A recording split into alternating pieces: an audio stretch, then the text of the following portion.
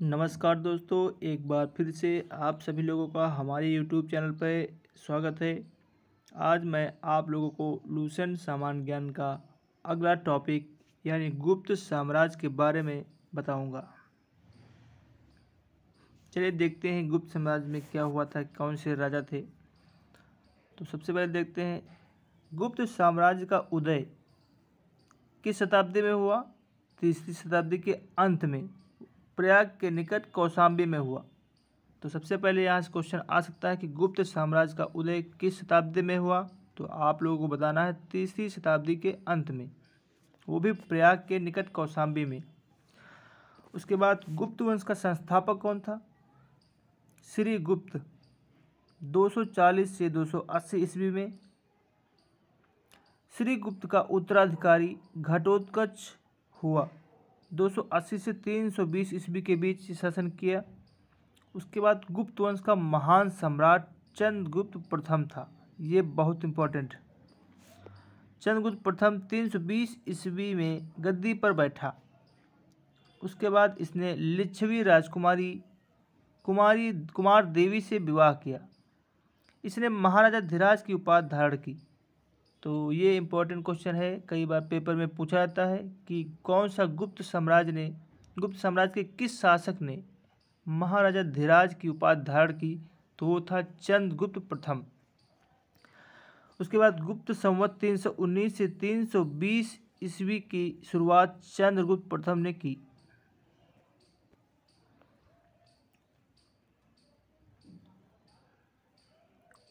चंद्रगुप्त प्रथम का उत्तराधिकारी कौन हुआ। समुद्रगुप्त। चंद्रगुप्त प्रथम के बाद उसका बेटा यानी समुद्रगुप्त आया, जो 335 ईस्वी में राजगद्दी पर बैठा। और इसने क्या किया, इसने आर्यावर्त के 9 शासकों और दक्षिणावर्त के 12 शासकों को पराजित कर दिया। इन्हीं विजय के कारण इसे भारत का नेपोलियन कहा जाता है। ये क्वेश्चन बहुत इंपॉर्टेंट है। भारत का नेपोलियन किसे कहा जाता है, समुद्रगुप्त। उसके बाद समुद्रगुप्त का दरबारी कवि कौन था, हरिसेन, जिसने इलाहाबाद प्रशस्ति लेख या प्रयाग प्रशस्ति लेख की रचना की। इलाहाबाद प्रशस्ति लेख को प्रयाग प्रशस्ति लेख भी कहते हैं। समुद्रगुप्त विष्णु का उपासक था। विष्णु भगवान का उपासक था समुद्रगुप्त। और समुद्रगुप्त ने अश्वमेधकर्ता की उपाधि धारण की। समुद्रगुप्त संगीत प्रेमी था। ये बहुत इंपॉर्टेंट है कि कौन सा गुप्त शासक संगीत से प्रेम करता था, संगीत प्रेमी था, तो वो था समुद्रगुप्त। ऐसा अनुमान उसके सिक्कों पर उसे बीड़ा वादन करते हुए दिखाया जाने से लगाया गया है।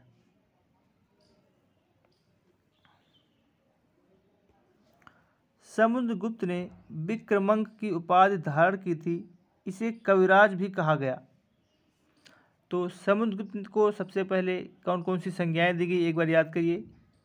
समुद्रगुप्त को सबसे पहले भारत का नेपोलियन कहा गया। क्यों कहा गया, क्योंकि इन्होंने आर्यावर्त के 9 शासक और दक्षिणावर्त के 12 शासकों को पराजित किया। इन्हीं विजय के कारण से नेपोलियन कहा गया। इसके बाद अश्वमेधकर्ता की भी उपाधि इनको मिली, विक्रमांक की उपाधि मिली, कविराज भी कहा गया। अब समुद्रगुप्त के बाद कौन सा आया, उसका उत्तराधिकारी चंद्रगुप्त द्वितीय हुआ, जो 380 ईस्वी में राजगद्दी पर बैठा। समुद्रगुप्त के बाद चंद्रगुप्त द्वितीय आया था। और चंद्रगुप्त द्वितीय के शासनकाल में चीनी बौद्ध यात्री फाहियान भारत आया। ये वीआईपी क्वेश्चन है, कई बार पूछा था कि फाहियान किसके दरबार में आया। तो आंसर होगा चंद्रगुप्त द्वितीय। उसके बाद शकों पर विजय के उपलक्ष्य में चंद्रगुप्त द्वितीय ने कौन से सिक्के जारी किए, चांदी के। किसके विजय के उपलक्ष्य में, शकों के विजय के उपलक्ष्य में। यहाँ से याद करते हुए चलिए। उसके बाद चंद्रगुप्त द्वितीय का उत्तराधिकारी कौन हुआ, फिर कुमारगुप्त प्रथम, इसको गोविंद गुप्त भी कहा जाता था, जो कि 415 से 454 ईस्वी तक शासन किया। नालंदा विश्वविद्यालय की स्थापना किसने की, कुमारगुप्त ने। कुमारगुप्त ने नालंदा विश्वविद्यालय की स्थापना की। उसके बाद कुमारगुप्त प्रथम का उत्तराधिकारी स्कंदगुप्त हुआ, जो 455 से 467 ईस्वी तक शासन किया। स्कंदगुप्त ने गिरनार पर्वत पर स्थित सुदर्शन झील का पुनरुद्धार किया। कौन से गुप्त शासक ने सुदर्शन झील का पुनरुद्धार किया? वो था स्कंदगुप्त। कई बार पूछा जाता है पेपर में। स्कंदगुप्त ने पर्णदत्त को सौराष्ट्र का गवर्नर नियुक्त किया। स्कंदगुप्त ने पर्णदत्त को सौराष्ट्र का गवर्नर नियुक्त किया। स्कंदगुप्त के शासनकाल में ही हुड़ों का आक्रमण शुरू हुआ।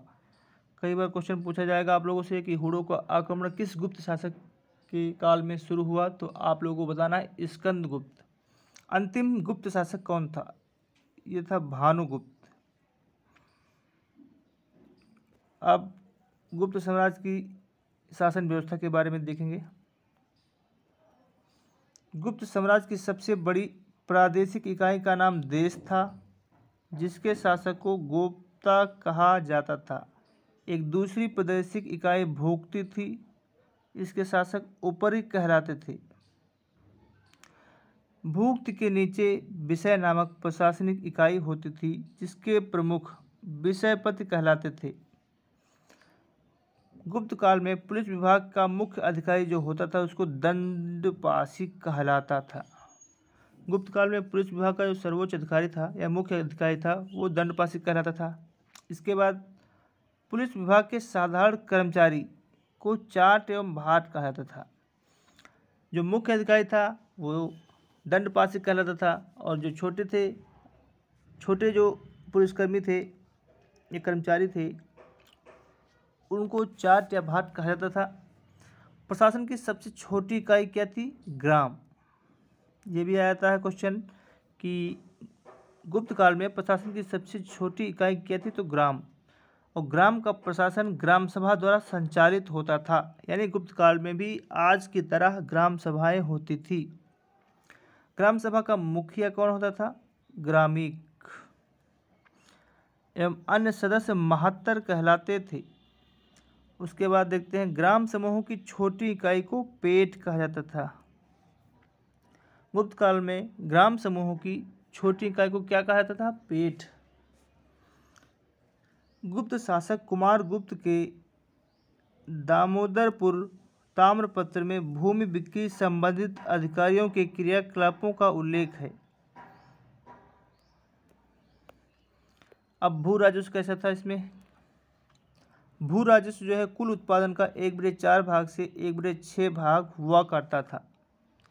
यानी जो भूमि पर जो राजस्व लगता था गुप्त काल में वो भूमि के कुल उत्पादन का 1/4 भाग से 1/6 भाग हुआ करता था। आर्थिक उपयोगिता के आधार पर निम्न प्रकार की भूमियाँ थी। यहाँ भूमियों को अलग अलग कैटेगरी में बांटा गया है। देखिए क्षेत्र। क्षेत्र किसको कहते थे? क्षेत्र कौन था? कृषि करने योग्य जो भूमि थी उसको गुप्त काल में क्षेत्र कहते थे। नंबर 2 पे आते हैं वास करने योग्य भूमि को वास्तु कहते थे। तीसरे नंबर पे चारागाह भूमि को कहते थे। पशुओं के चारा योग्य भूमि जो होती थी उसको चारागाह भूमि कहते थे। खिल, ऐसी भूमि जो जोतने योग्य नहीं होती थी उसको कहते हैं खिल। अप्रहत, ऐसी भूमि जो जंगली होती थी उसको अप्रहत कहते हैं। तो आप लोगों को ये बहुत इंपॉर्टेंट याद करना है। सिंचाई के लिए क्या होता था? गुप्त काल में सिंचाई के लिए राहट या घंटी यंत्र का प्रयोग होता था। श्रेणी के प्रधान को ज्येष्ठक कहा जाता था। गुप्त काल में उज्जैन सर्वाधिक महत्वपूर्ण व्यापारिक केंद्र था। क्वेश्चन बहुत बार पूछा गया है कि गुप्त काल में व्यापारिक केंद्र कौन सा जिला या शहर था? तो वो था उज्जैन। गुप्त राजाओं ने सर्वाधिक स्वर्ण मुद्राएं जारी की। इनकी स्वर्ण मुद्राओं को अभिलेखों में दिनार कहा गया है। गुप्तकालीन स्वर्ण मुद्राओं को अभिलेखों में क्या कहा गया है? दिनार, याद रखना।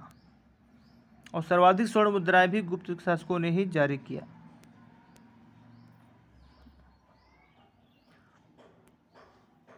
कायस्थों का सर्वप्रथम वर्णन याज्ञवल्क्य स्मृति में मिलता है। जाति के रूप में कायस्थों का सर्वप्रथम वर्णन ओशनम स्मृति में मिलता है। उसके बाद आते हैं विंध्य जंगल में सबर जात के लोग अपने देवताओं को मनुष्य का मांस चढ़ाते थे। मनुष्य का मांस किस जंगल में चढ़ाया जाता था? विंध्य जंगल में, वो भी सबर जात के लोग अपने देवताओं को चढ़ाते थे। पहली बार किसी के सती होने का प्रमाण 510 ईस्वी के भानुगुप्त के एरर अभिलेख से प्राप्त होता है। सती होने का प्रमाण किस अभिलेख से प्राप्त होता है? भानुगुप्त के एरर अभिलेख से, जिसमें किसी भोजराज की मृत्यु पर उसकी पत्नी के सती होने का उल्लेख मिलता है। गुप्त काल में वेश्याव्रत करने वाली महिलाओं को गणिका कहा जाता था और वृद्ध वेश्याओं को कुटनी कहा जाता था। अब अगले देख लेते हैं। गुप्त सम्राट वैष्णव धर्म के अनुयायी थे तथा इसे राजधर्म बनाया था। गुप्त साम्राज्य के लोग थे वो वैष्णव धर्म के अनुयायी थे। विष्णु का वाहन गरुड़, गुप्तों का राजचिंता, जो गुप्त शासनकाल में राजचिंत था वो था गरुड़।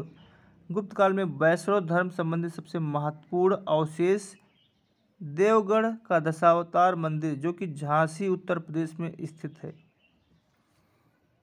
अजंता में निर्मित कुल 29 गुफाओं में वर्तमान में केवल 6 ही शेष हैं, जिनमें गुफा संख्या 16 एवं 17 ही गुप्तकालीन है। अजंता में कुल 29 गुफाएं थी, जिसमें केवल 6 ही शेष हैं, जिनमें गुफा संख्या 16 एवं 17 ही गुप्तकालीन गुफाएं हैं। इसमें गुफा संख्या 16 में उत्कीर्ण मरासन राजकुमारी का चित्र प्रशंसनीय है।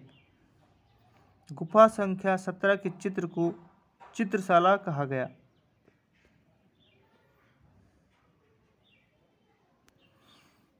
इस चित्रशाला में बुद्ध के जन्म, जीवन, महाविनिष्क्रमण एवं महापरिनिर्वाण की घटनाओं से संबंधित चित्र उद्धृत किए गए हैं।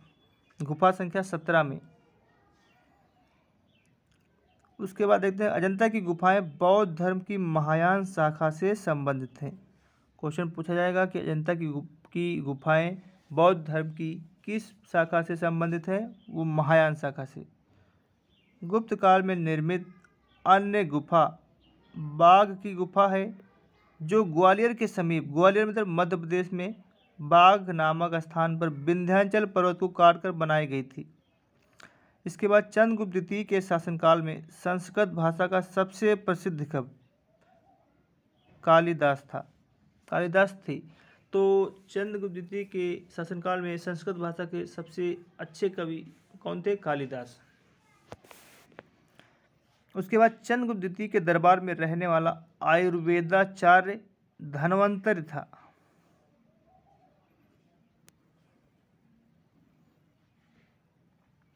गुप्त काल में विष्णु शर्मा द्वारा लिखित पंचतंत्र संस्कृत का संसार का सर्वाधिक प्रचलित ग्रंथ माना जाता है। गुप्त काल में विष्णु शर्मा द्वारा लिखित पंचतंत्र संस्कृत को संसार का सर्वाधिक प्रचलित ग्रंथ माना जाता है। बाइबिल के बाद इसका दूसरा स्थान है। इसे 5 भागों में बांटा गया है। नंबर 1 मित्रभेद, नंबर 2 मित्रलाभ, नंबर 3 संधि विग्रह, चौथा लब्ध प्रयास अपरिच्छाकारित्व। आर्यभट्ट ने आर्यभट्टीयम एवं सूर्य सिद्धांत नामक ग्रंथ लिखे। इसी ने सर्वप्रथम बताया कि पृथ्वी सूर्य के चारों ओर चक्कर लगाती है।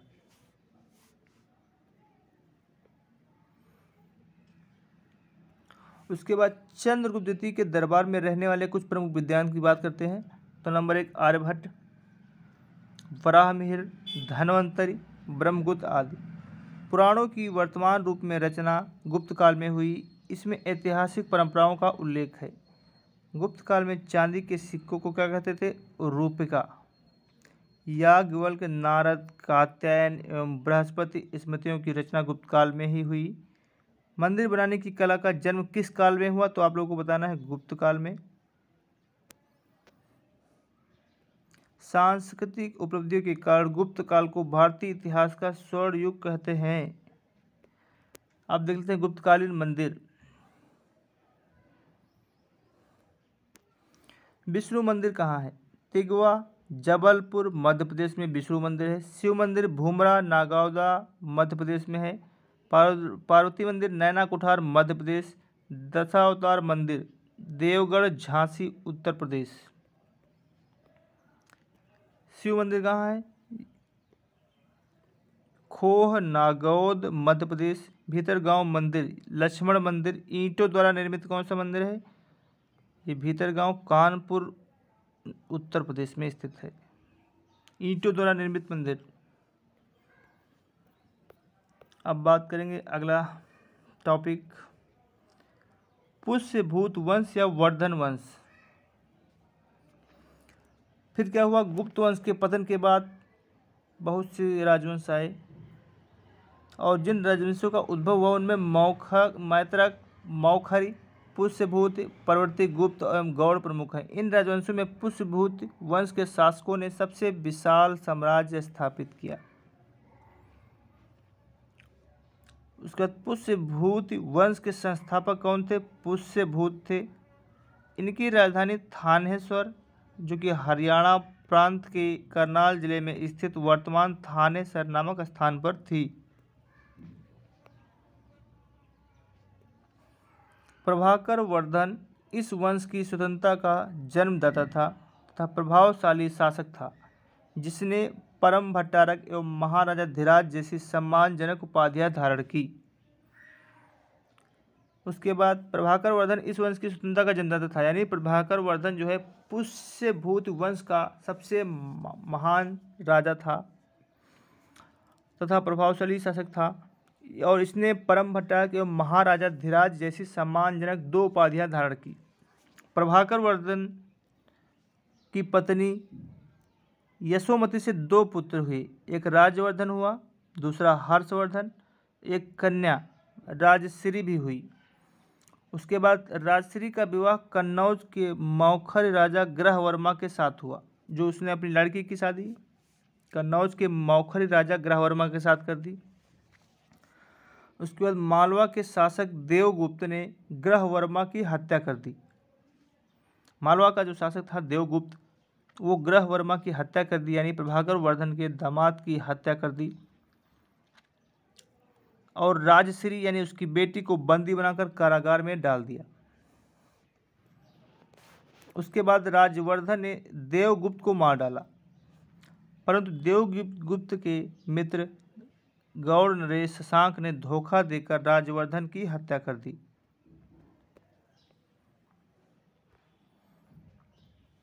शशांक जो है शैव धर्म का अनुयायी था। इसने बोधिसत्व यानी बोधि वृक्ष या बोधगया को कटवा दिया। राजवर्धन की मृत्यु के बाद 606 ईस्वी में 16 वर्ष की अवस्था में हर्षवर्धन थानेश्वर की गद्दी पर बैठा। हर्ष को शिलादित्य के नाम से भी जाना जाता था। इसने परम भट्टारक नरेश की उपाधि धारण की। शिलादित्य किसको कहते हैं? हर्षवर्धन को, बहुत इंपॉर्टेंट है। और इसने परम भट्टारक की उपाधि धारण की। हर्ष ने शशांक को पराजित करके कन्नौज पर अधिकार कर लिया तथा उसने अपनी राजधानी बनाया। तो हर्ष ने अपनी राजधानी क्या बनाया? कन्नौज। हर्ष और पुलकेशिन द्वितीय के बीच नर्मदा नदी के तट पर युद्ध हुआ, जिसमें हर्ष की पराजय हुई। चीनी यात्री ह्वेनसांग हर्षवर्धन के शासनकाल में भारत आया। तो ह्वेनसांग किसके शासनकाल में भारत आया? हर्षवर्धन।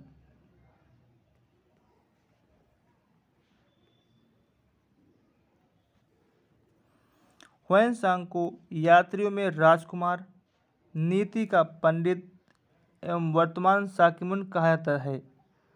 वह नालंदा विश्वविद्यालय में पढ़ने एवं बौद्ध ग्रंथ संग्रह करने के उद्देश्य से भारत आया था। हर्ष 641 ईस्वी में अपने दूत चीन भेजे तथा 643 एवं 645 ईस्वी में 2 चीनी दूत उसके दरबार में आए। हर्ष ने कश्मीर के शासक से बुद्ध के दंत अवशेष बलपूर्वक प्राप्त किए। कई बार क्वेश्चन पूछा है कि हर्ष ने कश्मीर के शासक से किस राजा के अवशेष दंत अवशेष प्राप्त किए? तो महात्मा बुद्ध। हर्ष के पूर्वज भगवान शिव और सूर्य के उपासक थे। प्रारंभ में हर्ष भी अपने कुल देवता शिव का परम भक्त था।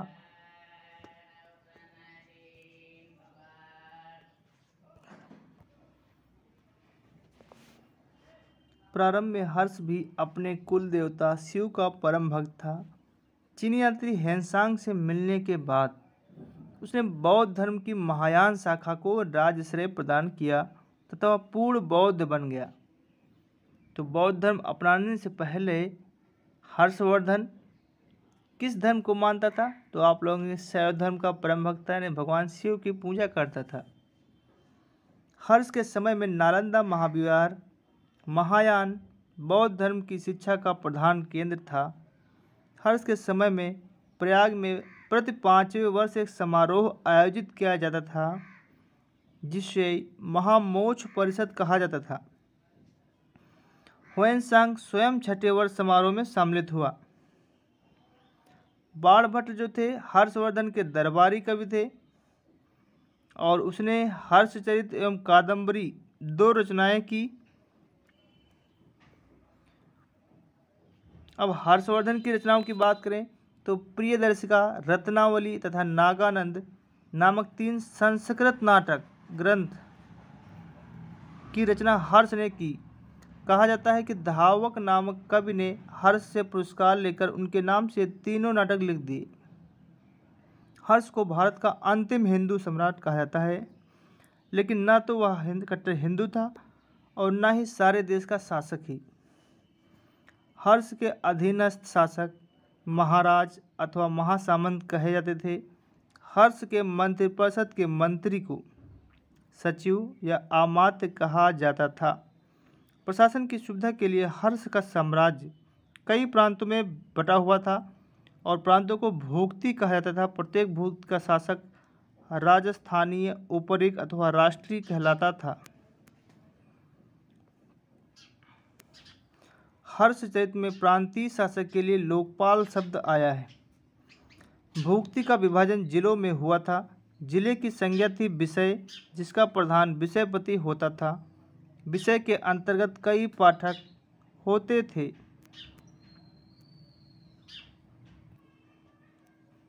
ग्राम प्रशासन की सबसे छोटी इकाई थी।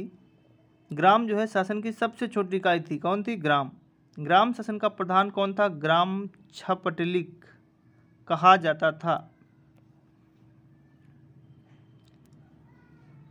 गुप्त वंश की भांति पुलिस कर्मियों को चाट या भाट कहा गया है। अधिकारी थे। अश्व सेना के अधिकारियों को बृहदेश्वर, पैदल सेना के अधिकारियों को बलाधिकृत या महाबलाधिकृत कहा जाता है। हर्षचरित में सिंचाई के साधन के रूप में तुला यंत्र यानी जल पंप का उल्लेख मिलता है। हर्ष के समय मथुरा सूत्री वस्त्रों के लिए प्रसिद्ध था। हर्षचरित के अनुसार हर्ष की मंत्रिपरिषद में कौन कौन से सदस्य थे और उनको क्या पद दिया गया था? भंडी को प्रधान सचिव कहते थे। सिंहनाथ को प्रधान सेनापति कहते थे। कुंतल अश्व सेना के प्रधान को कहते थे। स्कंदगुप्त जो है गज सेना का प्रमुख था, यानी गज मतलब हाथी सेना का प्रमुख को स्कंदगुप्त कहते थे। अब बात करेंगे दक्षिण भारत के राजवंश, जो कि मोस्ट इम्पॉर्टेंट है। हर बार इसमें से क्वेश्चन जरूर आता है। चलिए शुरुआत करते हैं। पल्लव वंश। पहला दक्षिण भारत के राजवंशों में सबसे पहला वंश है पल्लव वंश। तो पल्लव वंश का संस्थापक कौन था? पहला क्वेश्चन सिंह विष्णु। कब से कब तक शासन किया? 575 ईस्वी से 600 ईस्वी तक, यानी 25 साल। इसकी राजधानी क्या थी? कांचीपुरम। यह तमिलनाडु में है कांचीपुरम। यह वैष्णव धर्म का अनुयायी था। पल्लव वंश के जितने भी शासक थे वो वैष्णव धर्म का पालन करते थे, अनुयायी थे। किरातार्जुनीयम के लेखक भारवी सिंह विष्णु के दरबार में रहते थे, जो कि पल्लव वंश का संस्थापक था। पल्लव वंश के प्रमुख शासक कौन कौन से थे? नंबर 1 महेंद्र वर्मन प्रथम, उसके बाद नरसिंह वर्मन प्रथम, फिर महेंद्र वर्मन द्वितीय, परमेश्वर वर्मन प्रथम, नरसिंह वर्मन द्वितीय, नंदी वर्मन द्वितीय।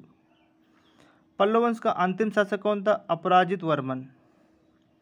मत विलास प्रहसन की रचना महेंद्र वर्मन ने की।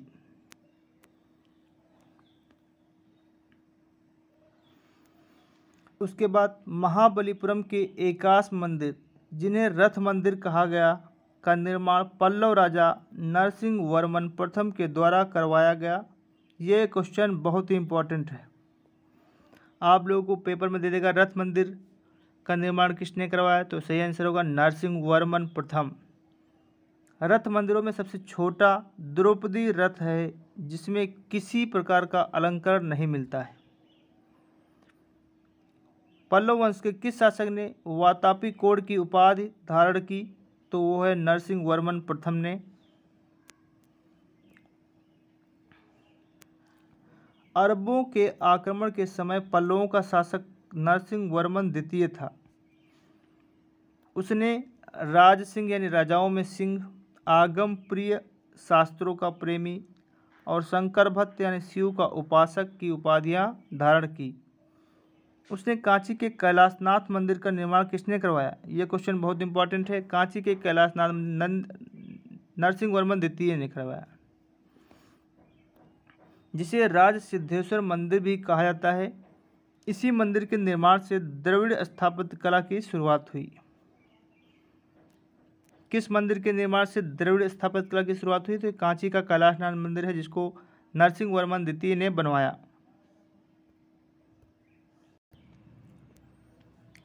10 कुमार चरित्र के लेखक दंडी नरसिंह वर्मन द्वितीय के दरबार में थे। कांची के मुक्तेश्वर मंदिर तथा बैकुंठ पेरुमाल का मंदिर नंदी वर्मन द्वितीय ने करवाया। प्रसिद्ध वैष्णव संत तिरुमलई अलवार नंदी वर्मन द्वितीय के समकालीन थे। पल्लवों के बाद कौन आया? राष्ट्रकूट। अब बात करेंगे राष्ट्रकूट वंश। तो राष्ट्रकूट राजवंश का संस्थापक कौन था? दंती दुर्ग, जो कि 752 ईस्वी में इसकी स्थापना हुई। और इनकी राजधानी क्या थी? मानिकर या मानखेड़, जो कि वर्तमान मालाखेड़ सोलापुर के निकट थी। राष्ट्रकूट वंश के प्रमुख शासक कौन थे? कृष्ण प्रथम, ध्रुव, गोविंद तृतीय, अमोघ वर्ष, कृष्ण द्वितीय, इंद्र तृतीय, कृष्ण तृतीय। यहाँ से एक इम्पॉर्टेंट क्वेश्चन आ गया आप लोगों के लिए। एलोरा का प्रसिद्ध कैलाश मंदिर का निर्माण किसने करवाया? कृष्ण प्रथम ने करवाया। ये वीआईपी क्वेश्चन है, बार बार पूछा जाता है किसी न किसी पेपर में।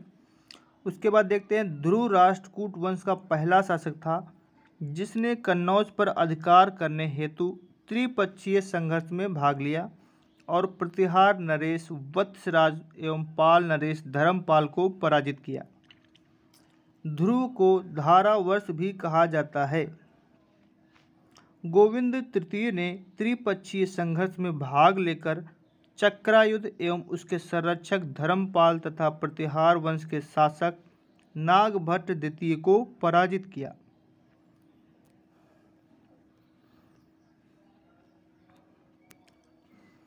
पल्लव, पांड्य, केरल एवं गंग शासकों के संघ को गोविंद तृतीय ने नष्ट किया। अमोघ वर्ष जैन धर्म का अनुयायी था। कई बार पूछा था कि अमोघ वर्ष जो है किस धर्म का अनुयायी था? वो जैन धर्म का अनुयायी था।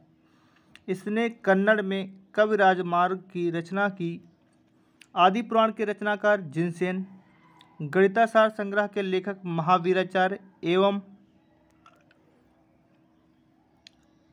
अमोघ वृत्ति के लेखक सक्तायना अमोघ वर्ष के दरबार में रहते थे। अमोघ वर्ष ने तुंगभद्रा नदी में जल समाधि लेकर अपने जीवन का अंत किया। इंद्र तृतीय, जो कि राष्ट्रकूट वंश से संबंधित था, इसी के शासनकाल में अरब निवासी अल मसूदी भारत आया। राष्ट्रकूट वंश के किस शासक के शासनकाल में अल मसूदी, जो कि अरब निवासी था, भारत आया? वो था इंद्र तृतीय। इसने तत्कालीन राष्ट्रकूट शासकों को भारत का सर्वश्रेष्ठ शासक कहा और इसने राष्ट्रकूट वंश के शासकों को भारत का सर्वश्रेष्ठ शासक कहा। उसके बाद राष्ट्रकूट वंश का अंतिम महान शासक कृष्ण तृतीय था। इसी के दरबार में कन्नड़ भाषा के कवि पूर्ण रहते थे, जिन्होंने शांति पुराण की रचना की।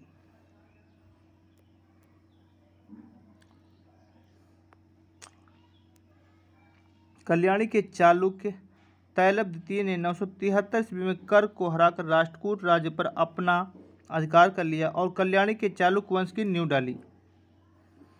एलोरा और एलिफेंटा, जो कि महाराष्ट्र गुहा मंदिरों का निर्माण राष्ट्रकूटों के समय में ही हुआ। एलोरा में 34 शैलकृत गुफाएं हैं। इसमें से 1 से 12 तक बौद्ध धर्म से संबंधित, फिर 13 से 29 तक हिंदुओं से एवं 30 से 34 तक जैन धर्म की गुफाएं हैं।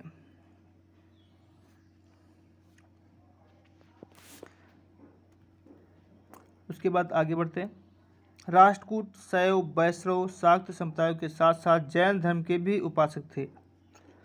राष्ट्रकूट ऐसा राजवंश था जिसमें सभी धर्म को मानने वाले लोग थे, जैसे कि शैव धर्म को मानने वाले, वैष्णव धर्म को मानने वाले, शाक्त संप्रदाय के साथ साथ जैन धर्म के भी उपासक थे। जैसे कि अमोघ वर्ष देख लीजिए आप लोग, जैन धर्म का था। उसके बाद राष्ट्रकूटों ने अपने राज्यों में मुसलमान व्यापारियों को बसने तथा इस्लाम के प्रचार की स्वीकृति दी राष्ट्रकूटों ने। अब आते हैं चालुक्य वंश कल्याणी।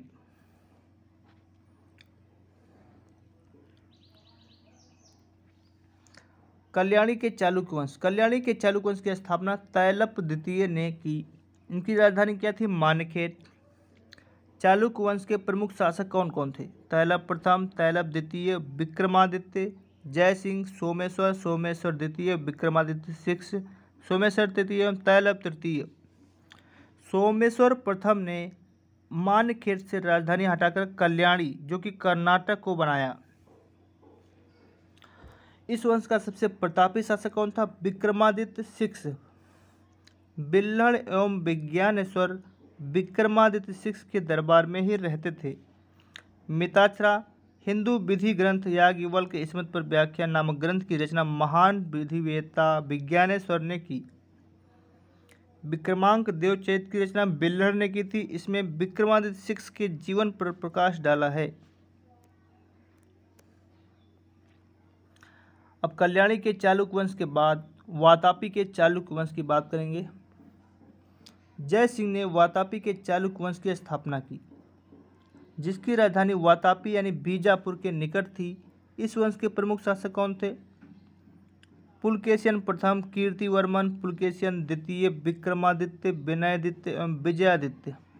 इसमें सबसे प्रतापी राजा कौन था? पुलकेशियन द्वितीय।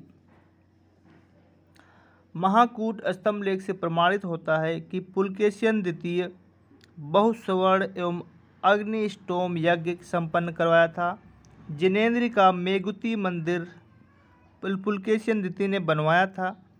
पुलकेशियन द्वितीय ने हर्षवर्धन को हराकर परमेश्वर की उपाधि धारण की। परमेश्वर की उपाधि किसने धारण की? पुलकेशियन द्वितीय ने। किसको हराकर? हर्षवर्धन को हराकर। इसने दक्षिणापथेश्वर की उपाधि भी धारण की थी। पल्लव वंशी शासक नरसिंहवर्मन प्रथम ने पुलकेशियन द्वितीय को लगभग 642 ईस्वी में परास्त किया और उसकी राजधानी बादामी पर अधिकार कर लिया। संभवतः इसी युद्ध में पुलकेशियन द्वितीय मारा गया।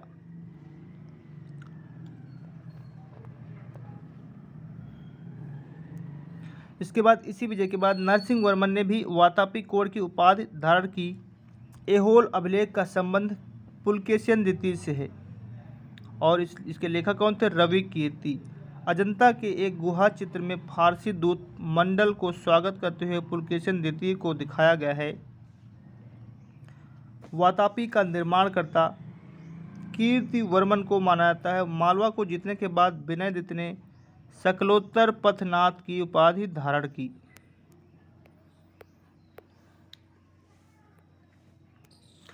अब विक्रमादित्य द्वितीय के शासनकाल में ही दक्कन में अरबों ने आक्रमण किया। इस आक्रमण का मुकाबला विक्रमादित्य के भतीजा पुलकेशी ने किया। इस अभियान की सफलता पर विक्रमादित्य ने अपने अवनिज नासरे की उपाधि प्रदान की। विक्रमादित्य की प्रथम पत्नी लोक महादेवी ने पडक्कल में विरूपाक्ष महादेव मंदिर तथा उसकी दूसरी पत्नी त्रैलोक्य देवी ने त्रैलोकेश्वर मंदिर का निर्माण करवाई। इस वंश का अंतिम राजा कौन था? कीर्तिवर्मन द्वितीय था। इसे इसके सामंत दंतदुर्ग ने पराजित कर एक नए वंश राष्ट्रकूट वंश की स्थापना की। अब आते हैं बेंगी के चालुक्य वंश। चालुक्य वंश बेंगी के चालुक्य वंश का संस्थापक विष्णुवर्धन था। इसकी राजधानी बेंगी, जो कि आंध्र प्रदेश में थी। इस वंश के प्रमुख शासक थे जय सिंह प्रथम, इंद्रवर्धन, विष्णुवर्धन द्वितीय, जय सिंह द्वितीय एवं विष्णुवर्धन तृतीय। इस वंश के सबसे प्रतापी राजा विजयादित्य तृतीय था, जिसका सेनापति पंडरंग था। अब आते हैं चोल वंश, जो कि पेपर की दृष्टि से बहुत ही महत्वपूर्ण है, इसको ध्यान से समझिएगा। चोल वंश 9वीं शताब्दी में चोल वंश पल्लवों के ध्वंसावशेष पर स्थापित हुआ। तो चोल वंश की स्थापना किस शताब्दी में हुई? 9वीं शताब्दी। पहला क्वेश्चन, इस वंश के संस्थापक कौन था? चोल वंश का संस्थापक विजयालय था। 850 से 887 ईस्वी तक शासन किया। और चोल वंश की राजधानी क्या थी? तांजा या तंजाउर या तंजाउर। विजयालय ने नरकेसरी की उपाधि धारण की और निसमुसूदिनी देवी का मंदिर बनवाया। चोलों पर स्वतंत्र राज्य आदित्य प्रथम ने स्थापित किया। पल्लवों पर विजय पाने के उपरांत आदित्य प्रथम ने कोदंडराम की उपाधि धारण की। चोल वंश के राजाओं की बात करते हैं तो परांतक प्रथम, राजराज प्रथम, राजेंद्र द्वितीय एवं कुलोत्तुंग था।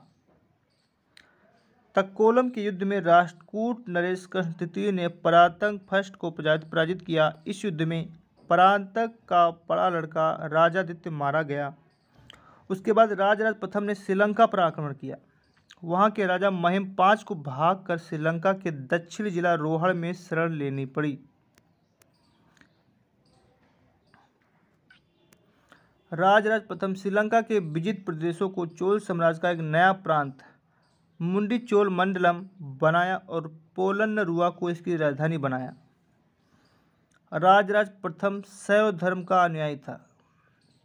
इसने तंजाउर में राजराजेश्वर का शिव मंदिर बनवाया। चोल साम्राज्य का सर्वाधिक विस्तार राजेंद्र प्रथम के शासनकाल में हुआ।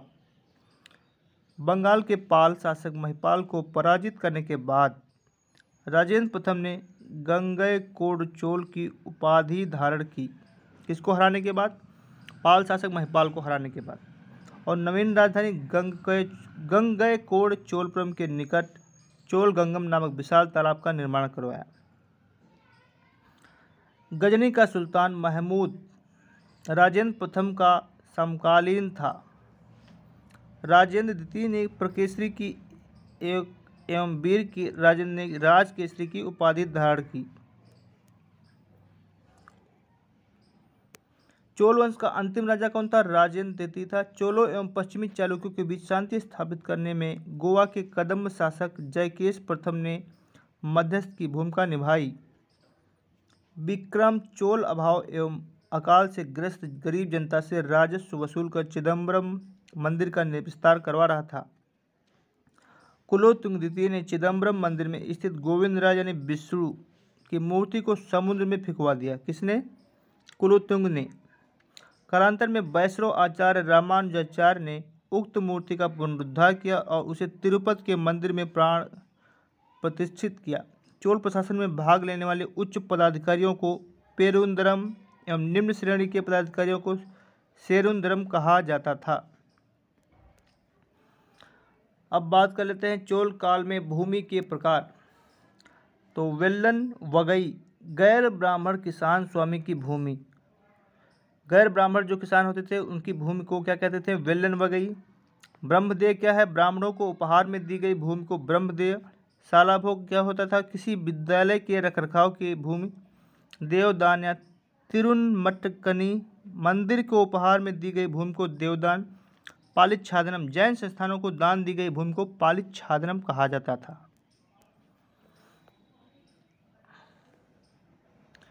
अब चोल साम्राज्य के प्रशासन के बारे में बात करेंगे।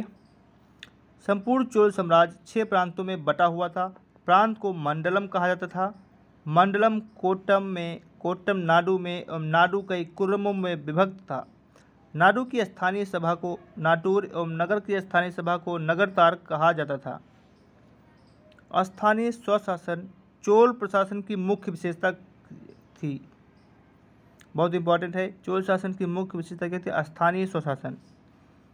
उर्व सर्वसाधारण लोगों की समिति थी जिसका कार्य होता था सार्वजनिक कल्याण के लिए तालाबों और बगीचों के निर्माण हेतु गांव की भूमि का अधिग्रहण करना। सभा या महासभा यह मूलतः अग्रहारों और ब्राह्मण बस्तियों की सभा थी जिसके सदस्यों को पेरुमक्कल कहा जाता था। यह सभा वर्यम नाम की समितियों के द्वारा अपने कार्य को संचालित करती थी। सभा की बैठक गांव में मंदिर के निकट वृक्ष के नीचे या तालाब के किनारे होती थी। व्यापारियों की सभा को नगरम कहते थे। चोल काल में भूमि कर क्या था? उपज का 1/3 भाग। गांव में कार्य समिति की सदस्यता के लिए जो वेतन भोगी रखे जाते थे उन्हें मध्यस्थ कहते थे। ब्राह्मणों को दी गई कर मुक्त भूमि को चतुर्वेदी मंगलम एवं दान दी गई भूमि को ब्रह्मदेय। चोल सेना का सबसे संगठित अंग था पदात सेना। चोल काल में कासू सोने के सिक्के कहलाते थे। तमिल कवियों में जैनगोदर प्रसिद्ध कवि था जो कुलोत्तुंग प्रथम का राज कवि था। इसकी रचना कलिंगतुपर्ड है।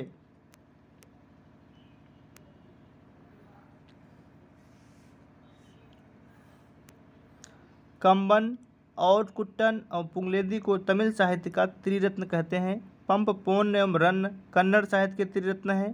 पर्सी ब्राउन ने तंजावुर के बृहदेश्वर मंदिर के विमान को भारतीय वास्तुकला का निष्कर्ष माना है। चोलकालीन नटराज प्रतिमा को चोल कला का सांस्कृतिक सार या निचोड़ कहा जाता है। शैव संत ईशान शिव पंडित राजेंद्र प्रथम के गुरु थे। चोल काल यानी 10वीं शताब्दी का सबसे महत्वपूर्ण बंदरगाह कावेरीपट्टनम था। बहुत बड़ा गांव जो एक इकाई के रूप में शासित किया जाता था उसको तनियर कहलाता था। उत्तर मेरूर शिलालेख जो सभा संस्था का विस्तृत वर्णन उपस्थित करता है परांतक प्रथम के शासनकाल से संबंधित है। अब चोल काल की राजधानी के क्रम देख लेते हैं।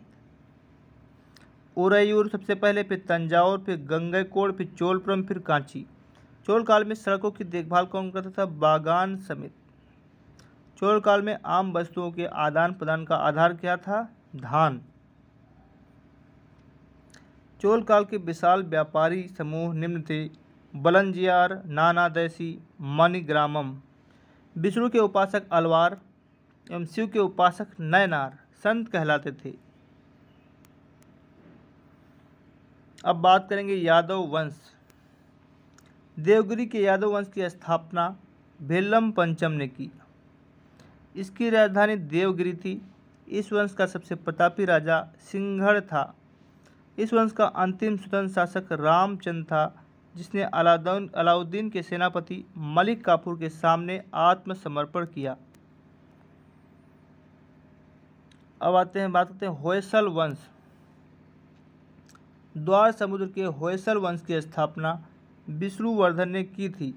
होयसल वंश यादव वंश की एक शाखा थी। बेलूर में चेन्ना केशवों का मंदिर विष्णुवर्धन ने 1117 ईस्वी में किया। होयसल वंश का अंतिम शासक वीर बल्लाल तृतीय था जिसने मलिक काफूर ने हराया था। होयसल वंश की राजधानी द्वार समुद्र आधुनिक हलेविड था। उसके बाद कदम वंश की बात करेंगे। कदम वंश की स्थापना मयूर शर्मन ने की। कदम वंश की राजधानी वनवासी था।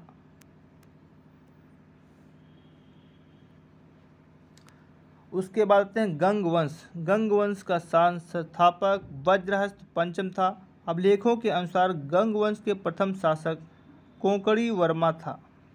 गंगों की प्रारंभिक राजधानी कोलर थी जो बाद में तलकाड़ हो गई। दत्तक सूत्र पर टीका लिखने वाला गंग शासक माधव प्रथम था। अब बात करते हैं महत्वपूर्ण राजवंश काकतीय राजवंश। काकतीय वंश का संस्थापक बीटा प्रथम था जिसने नलगोंडा यानी हैदराबाद में एक छोटे से राज्य का गठन किया जिसकी राजधानी अम्मकोंड थी। इस वंश का सबसे शक्तिशाली शासक गणपति था। रुद्रमा देवी गणपति की बेटी थी जिसने रुद्रदेव महाराज का नाम ग्रहण किया, जिसने 35 वर्ष तक शासन किया। गणपति ने अपनी राजधानी वारंगल में स्थानांतरित कर ली। इस राजवंश का अंतिम शासक प्रताप रुद्र था।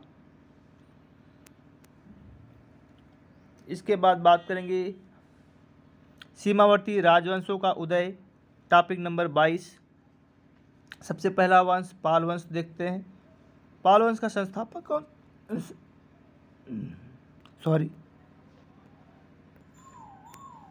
पाल वंश का संस्थापक गोपाल था और 50 ईस्वी में इसने पाल वंश की स्थापना की और पाल वंश की राजधानी क्या थी? मुंगेर। गोपाल जो है बौद्ध धर्म का अनुयायी था, इसने ओदंतपुरी विश्वविद्यालय की स्थापना की। पाल वंश के प्रमुख शासक की बात करेंगे तो धर्मपाल, देवपाल, नारायणपाल, महिपाल और नयपाल आदि। पाल वंश का सबसे महान शासक कौन था? धर्मपाल, जिसने विक्रमशिला विश्वविद्यालय की स्थापना की। कन्नौज के लिए त्रिपक्षीय संघर्ष पाल वंश, गुर्जर प्रतिहार वंश एवं राष्ट्रकूट वंश के बीच हुआ। इसमें पाल वंश की ओर से सर्वप्रथम धर्मपाल शामिल हुआ। 11वीं शताब्दी के गुजराती कवि सोडठल ने धर्मपाल को उत्तरापद स्वामी की उपाधि से संबोधित किया। ओदंतपुरी जो कि बिहार के प्रसिद्ध बौद्ध मठ का निर्माण देवपाल ने करवाया।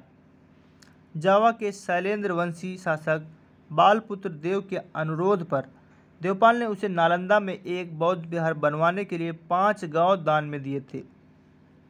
गौड़ी रीति नामक साहित्यिक विद्या का विकास पाल शासकों के समय में हुआ। पाल शासक बौद्ध धर्म के अनुयायी थे। उसके बाद पाल शासक के बाद आता है सेन वंश। पाल वंश के बाद सेन वंश आता है।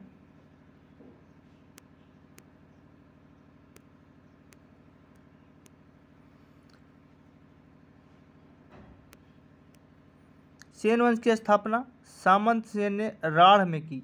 इसकी राजधानी क्या थी? लखनऊ थी। सेन वंश के प्रमुख शासक विजय सेन, बल्लाल सेन एवं लक्ष्मण सेन थे।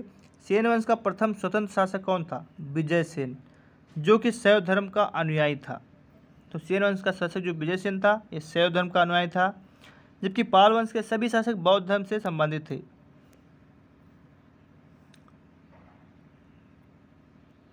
दान सागर एवं अद्भुत सागर नामक 2 ग्रंथों की रचना सेन शासक बल्लाल सेन ने की थी। अद्भुत सागर को लक्ष्मण सेन ने पूर्ण रूप दिया। लक्ष्मण सेन की राज्यसभा में गीत गोविंद के लेखक जयदेव, पवनदूत के लेखक धोई एवं ब्राह्मण सर्वस्व के लेखक हलायुध रहते थे। ये लक्ष्मण सेन की राज्यसभा में थे। हलायुध लक्ष्मण सेन का प्रधान न्यायाधीश एवं मुख्यमंत्री था। विजय सेन ने देवपाड़ा में प्रद्युम्नेश्वर मंदिर यानी शिव की विशाल मंदिर की स्थापना की। सेन राजवंश प्रथम राजवंश था जिसने अपना अभिलेख सर्वप्रथम हिंदी में उत्कीर्ण करवाया। तो सेन राजवंश के लोगों ने अपना अभिलेख सर्वप्रथम हिंदी में उत्कीर्ण करवाया। लक्ष्मण सेन बंगाल का अंतिम हिंदू शासक कौन था? लक्ष्मण सेन। अब आते हैं कश्मीर राजवंश। कश्मीर पर शासन करने वाले शासक वंश कालक्रम से इस प्रकार थे। सबसे पहले कारकोट वंश, फिर उत्पल वंश, फिर लोहार वंश। कश्मीर पर 3 राजवंशों ने शासन किया, कारकोट वंश, उत्पल वंश, फिर लोहार वंश। 627 ईस्वी में दुर्लभ वर्धन नामक व्यक्ति ने कश्मीर में कारकोट वंश यानी हिंदू वंश की स्थापना की। हिंदू वंश की स्थापना किसने की कश्मीर में? दुर्लभ वर्धन नामक व्यक्ति ने 627 ईस्वी में। फिर हेनसांग ने उसके शासनकाल में कश्मीर की यात्रा की। उसके बाद हेनसांग कश्मीर आ गया। कारकोट वंश का सबसे शक्तिशाली राजा ललितादित्य मुक्तापीड था। कश्मीर का मार्तंड मंदिर का निर्माण ललितादित्य मुक्तापीड ने ही करवाया। कई बार पूछा जाता है क्वेश्चन कि कश्मीर के मार्तंड मंदिर का निर्माण किसने करवाया? तो ललितादित्य मुक्तापीड के द्वारा करवाया गया। अब आते हैं कारकोट वंश के बाद कश्मीर पर उत्पल वंश का शासक हुआ। इस वंश का संस्थापक कौन था? अवंती वर्मन। अवंतीपुर नामक नगर की स्थापना अवंती वर्मन ने की थी। अवंती वर्मन के अभियंता सुई ने सिंचाई के लिए नहरों का निर्माण करवाया। 980 ईस्वी में उत्पल वंश की रानी दिद्धा एक महत्वाकांक्षी शासिका हुई। उत्पल वंश के बाद कश्मीर पर लोहार वंश का शासन हुआ। लोहार वंश का संस्थापक कौन था? संग्रामराज। संग्रामराज के बाद अनंत राजा हुआ। इसकी पत्नी सूर्यमती ने प्रशासन को सुधारने में उसकी सहायता की। उसके बाद लोहार वंश का शासक हर्ष विद्वान कवि एवं कई भाषाओं का ज्ञाता था। कल्हड़ जो है हर्ष का आश्रित कवि था। जय सिंह लोहार वंश का अंतिम शासक था जिसने 1128 से 1155 ईस्वी तक शासन किया। जय सिंह के शासन के साथ ही कल्हड़ की राजतरंगड़ी का विवरण समाप्त हो जाता है।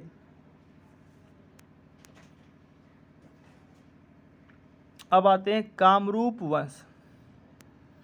कामरूप वंश 4वीं शताब्दी के मध्य कामरूप में वर्मन वंश का उदय हुआ। इस वंश की प्रतिष्ठा का संस्थापक पुष्य वर्मन था।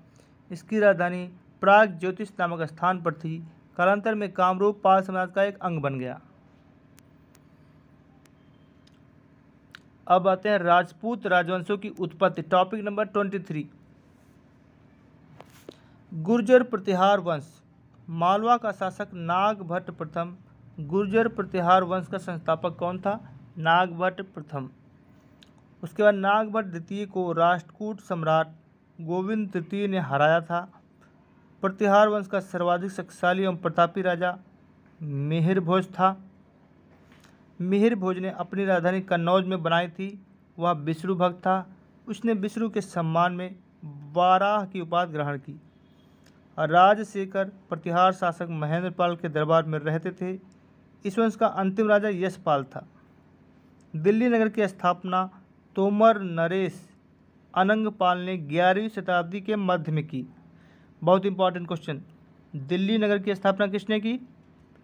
तोमर नरेश अनंगपाल ने 11वीं शताब्दी के मध्य में की। इसके बाद बात करेंगे गढ़वाल वंश।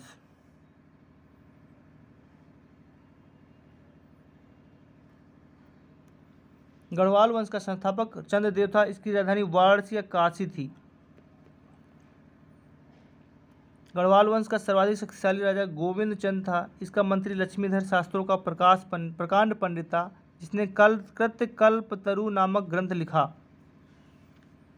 कृत्यकल्पतरु नामक ग्रंथ किसने लिखा? लक्ष्मीधर। बहुत इंपॉर्टेंट क्वेश्चन है, कई बार पीसीएस की परीक्षाओं में पूछा गया है कि कृत्यकल्पतरु ग्रंथ किसने लिखा? लक्ष्मीधर। गोविंद चंद्र की एक रानी कुमार देवी ने सारनाथ में धर्मचक्र जिन विहार बनवाई। पृथ्वीराज तृतीय ने स्वयंवर से जयचंद की पुत्री संयोगिता का अपहरण कर लिया था। इस वंश का अंतिम शासक जयचंद था जिसे गौरी ने 1194 में चंदावर युद्ध में मार डाला।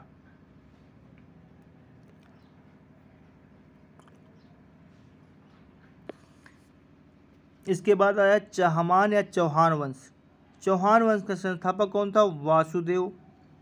इस वंश की राजधानी क्या थी? अहिछत्र। प्रारंभिक राजधानी थी अहिछत्र। बाद में अजय राज द्वितीय ने अजमेर नगर की स्थापना की। अजमेर नगर की स्थापना अजय राज द्वितीय ने की और उसे अपनी राजधानी बना लिया। और चौहान या चहमान वंश का सबसे शक्तिशाली शासक आडोराज के पुत्र विग्रहराज चतुर्विसल देव हुआ जिसने हरिकेल नामक संस्कृत नाटक की रचना किसने की? विसल देव ने। सोमदेव विग्रहराज फोर्थ के राजकवि थे। इसने ललित विग्रहराज नामक नाटक लिखा। 2.5 दिन का झोपड़ा नामक मस्जिद शुरू में विग्रहराज फोर्थ द्वारा निर्मित एक विद्यालय था। पृथ्वीराज तृतीय इस राजवंश का अंतिम शासक था। चंद्रबरदाई पृथ्वीराज तृतीय का राजकवि था जिसकी रचना पृथ्वीराज रासो है। रणथंभौर के जैन मंदिर का शिखर पृथ्वीराज तृतीय ने बनवाया था। इसके बाद तराइन का प्रथम युद्ध 1191 में हुआ जिसमें पृथ्वीराज तृतीय की विजय एवं गौरी की हार हुई। तराइन के दूसरे युद्ध 1192 में गौरी की विजय हुई, पृथ्वीराज तृतीय की हार हुई। पृथ्वीराज तृतीय को पृथ्वीराज चौहान भी कहा जाता है। परमार वंश की बात करेंगे। परमार वंश का संस्थापक उपेंद्र राज था। इसकी राजधानी धारा नगरी थी। प्राचीन राजधानी उज्जैन थी और आधुनिक राजधानी धारा नगरी थी। परमार वंश का सर्वाधिक शक्तिशाली शासक कौन था? राजा भोज। राजा भोज ने भोपाल के दक्षिण में भोजपुर नामक झील का निर्माण कराया। कहाँ पे? भोपाल के दक्षिण में। नैषधीय चरित्र के लेखक श्री हर्ष एवं प्रबंध चिंतामणि के लेखक मेरुतुंग थे। राजा भोज ने चिकित्सा, गणित एवं व्याकरण पर अनेक ग्रंथ लिखे। नौ सहसा सचरित के रचयिता पद्मगुप्त, दशरूपक के रचयिता धनंजय, धनिक, हलायुध एवं अमित गत जैसे विद्वान वाक्यपुत्र मुंज के दरबार में रहते थे। कविराज की उपाधि से विभूषित शासक कौन था? कविराज जिसको कहा है, राजा भोज को कविराज की से विभूषित किया गया था। भोज ने अपनी राजधानी में सरस्वती मंदिर का निर्माण किसने करवाया? अपनी राजधानी में राजा भोज ने। इस मंदिर के परिसर में संस्कृत विद्यालय भी खोला गया। राजा भोज के शासनकाल में धारा नगरी विद्या एवं विद्वानों का प्रमुख केंद्र थी। भोज ने चित्तौड़ में त्रिभुवन नारायण मंदिर का निर्माण कराया, चित्तौड़ में। उसके बाद भोजपुर नगर की स्थापना राजा भोज ने की थी। परमार वंश के बाद तोमर वंश का, उसके बाद चहमान वंश का, अंततः 1297 ईस्वी में अलाउद्दीन खिलजी के सेनापति नसरत खां और उलूम खां ने मालवा पर अधिकार कर लिया। इसके बाद आता है चंदेल वंश।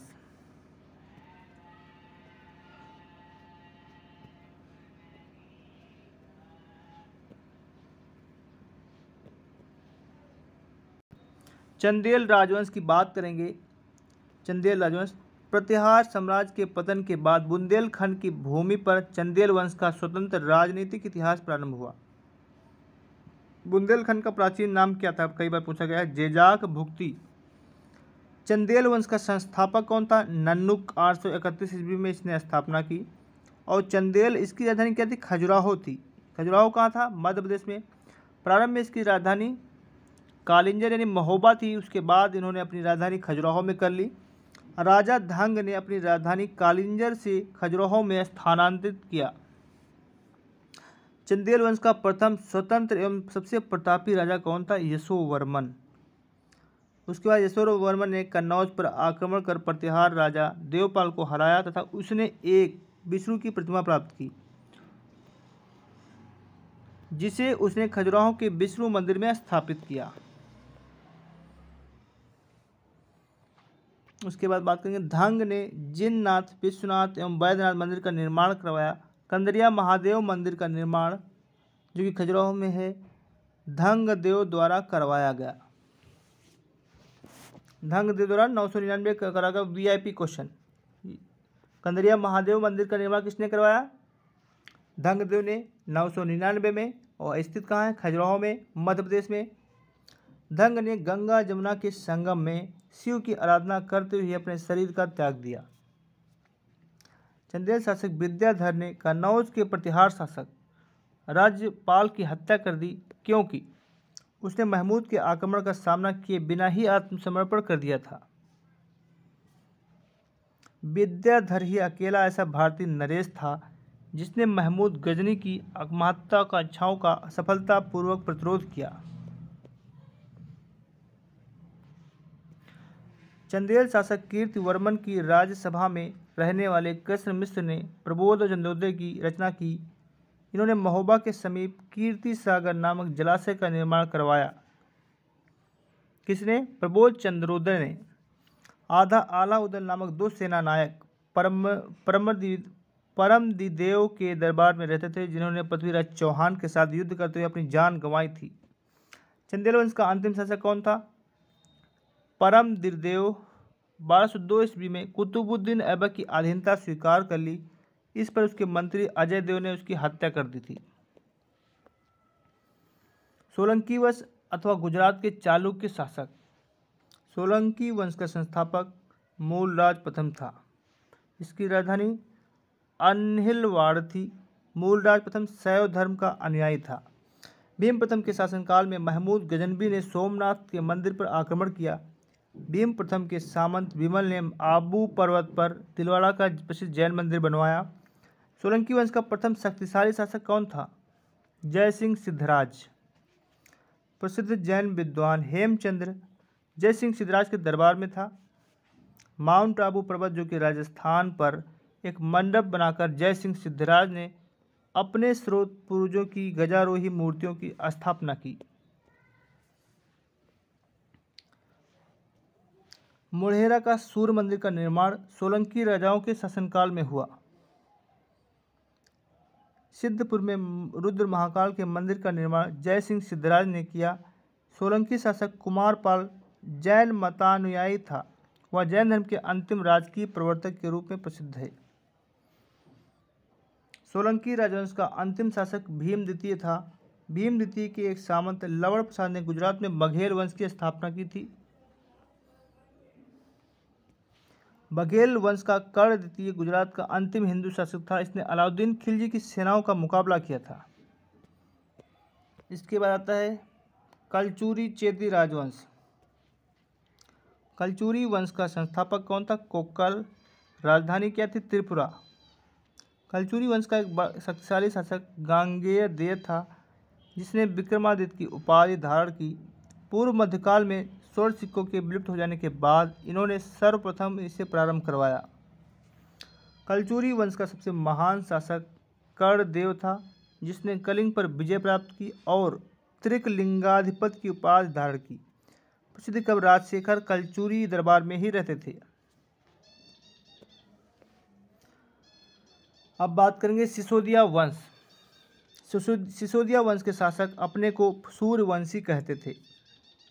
सिसोदिया वंश के शासक मेवाड़ पर शासन करते थे और मेवाड़ की राजधानी क्या थी? चित्तौड़ थी। अपनी विजयों के उपलक्ष्य में विजय स्तंभ का निर्माण राणा कुंभा ने चित्तौड़ में करवाया। खटौली का युद्ध 1518 में राणा सांगा एवं इब्राहिम लोदी के बीच हुआ। तो दोस्तों आज के लिए इतना ही, और कल से शुरू करेंगे मध्यकालीन भारत टॉपिक नंबर 24। और बताना चाहेंगे आप लोग को अगर वीडियो अच्छा लग रहा है तो इसको प्लीज़ एक बार चैनल को सब्सक्राइब करिए और हमारे वीडियो को लाइक और शेयर करिए। मैं आप लोगों के लिए बहुत मेहनत करता हूं और आपको बहुत ही जल्द पूरी किताब यानी लूसेंट की सामान्य ज्ञान कंप्लीट हो जाएगी, जिससे आपकी आगे आने वाली परीक्षाओं के लिए बहुत ही लाभकारी साबित होगी। और मिलते हैं नेक्स्ट वीडियो में, तब तक के लिए जय हिंद, जय भारत।